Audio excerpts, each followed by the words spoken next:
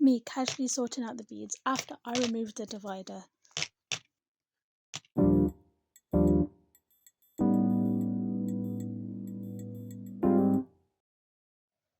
So what actually are sakuras? People normally get confused with this.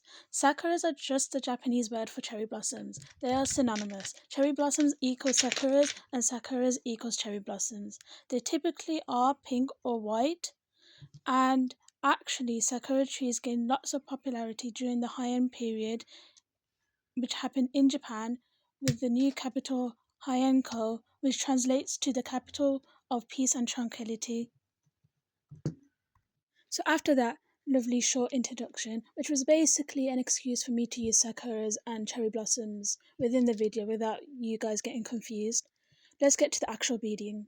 So I used an eye pin which I passed my bead through, and as you can see here, I've passed it through my one-step looper, and with some technical difficulties, I finally got it to kind of make a loop.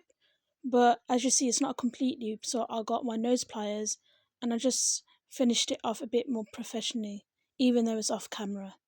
Yay, it turned out okay, and I didn't have to redo it again, which is sometimes what happens. So, what's the cultural significance of sakuras? So, there must be some sort of cultural significance, right? Of cherry blossoms or sakuras, whichever name you prefer to use. Because as of May 2026, quoting statistics, 9,500 or more sakura trees have been planted across 1,100 locations across the UK or the United Kingdom, including Edinburgh, Glasgow, London, and Birmingham. This may be purely due to aesthetics, but from what I can say, cherry blossoms typically only last from 1 to 2 weeks. This short duration teaches people the importance of cherishing moments and that really the little things matter. Let's be honest. Cherry blossoms also mark the arrival of spring,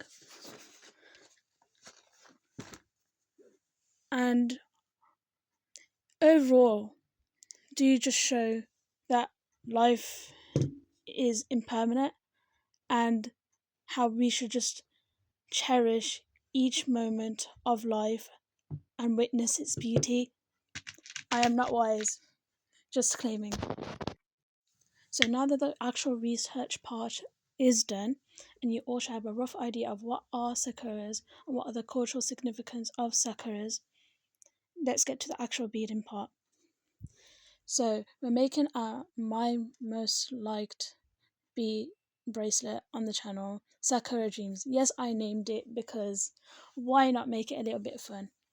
I used eyepieces, which I pass the beads through, and then I use my one-step looper to kind of just make the loops. And now, as you can see in this video, I have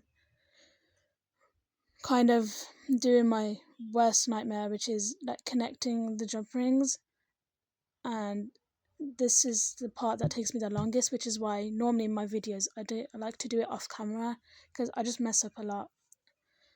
And this is me just trying to make it all perfect because I'm a perfectionist at times. This is how the bracelet turned out, and this is how my bracelet looks as my normal kind of layout. Now welcome to the second part of the segment where I accidentally you'll see it here, where I thought it'd be funny to remove the removable divider, and now I have to sort out all these beads. So just listen to a little bit of bead ASMR.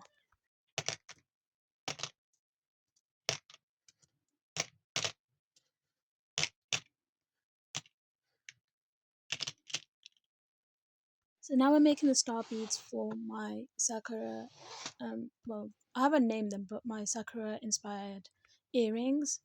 And I realised I can't make the full earrings in this video today because the cherry blossom part of my earrings is made out of clay and I ran out of clay. So we're just making the star beads for today. These star beads are kind of like jelly-like, and they look like in the sun. They're like reflective, and I kind of like that about these star beads. They are made out of glass, which I have to be very careful of when I pass them through the eyepiece. And as you can see, I'm using the one-step loop again, and I'm gonna click it. Yep, and you saw that stainless steel flying across. Don't worry, I do actually pick them up and then I reuse them. And I just thought to show you how I pass my star beads through the eyepiece. I just prop my eyepiece like that and I just slide it down. Look at those beads reflecting in the sun. It's actually sunny here for once. And with that, I'd like to say thanks for watching and stay tuned for part 2.